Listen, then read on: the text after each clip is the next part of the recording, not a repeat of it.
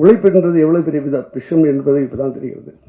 யாருமே ஒரு இடத்தை சாதாரண எட்டிவிட முடியாது. ஏன்னா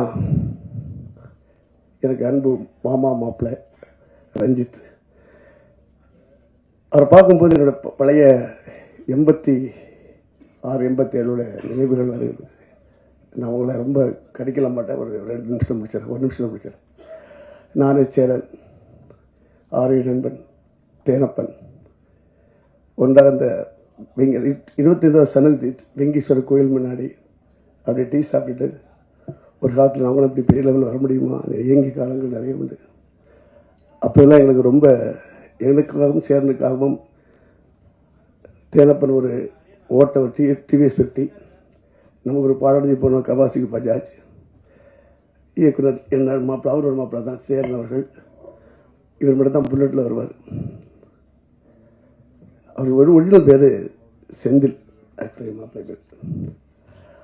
அப்போது எங்களுக்கு மிகப்பெரிய அடைக்கலம் கொடுத்தது அந்த அம்மாவும் அவருடைய தந்தை தான். எங்களுக்கும் அப்பா அம்மா மாதிரி அவர். அந்த விஷயத்தை கண்டிப்பாக உங்கள்ட்ட சொல்லணும். அவ்வளோ ஒரு கவுண்டர்னா வருவாரா எதிர்பார்த்துருப்போம். நான் ஈவினிங் ஏதாவது கிடைக்கும் சாப்பிட போகலாம் எங்கேயாவது. அந்தளவுக்கு ஒரு பாசமிக்க ஒரு ரஞ்சித் மாமான்றது அவர் குடும்பமே எனக்கு அப்படி போயிடுச்சு. அம்மாவும் சரி அப்பாவும் சரி அவ்வளவு ஒரு விஷயம்.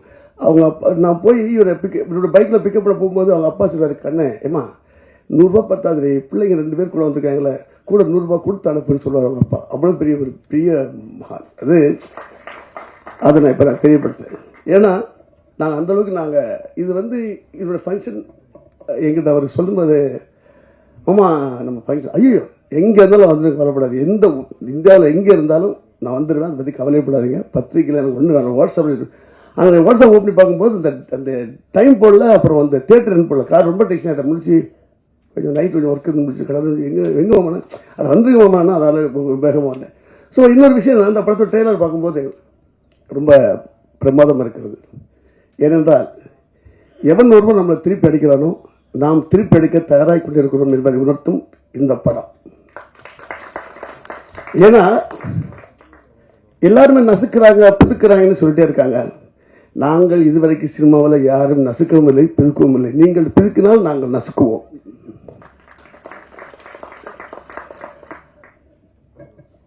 இதோடு இன்னும் ரொம்ப எதிர்பார்ப்பீங்க வேணாம். நான் ஏற்கனவே 3வது கேஸ் போட்டு குண்டாஸில் போடலான்னு பிளான் பண்ணிருக்காங்க. அது வேலை மாட்ட தம்பி, ரொம்ப உஷாராயிடும். ஏதோ கொண்ட பழைய படம் வெற்றி பெற வாழ்த்துக்கள். தலைவா காவி பத்திரமா இருக்கல. ஓகே, ஜெய் ஹிந்த், பாரத் மாதா ஜெய்.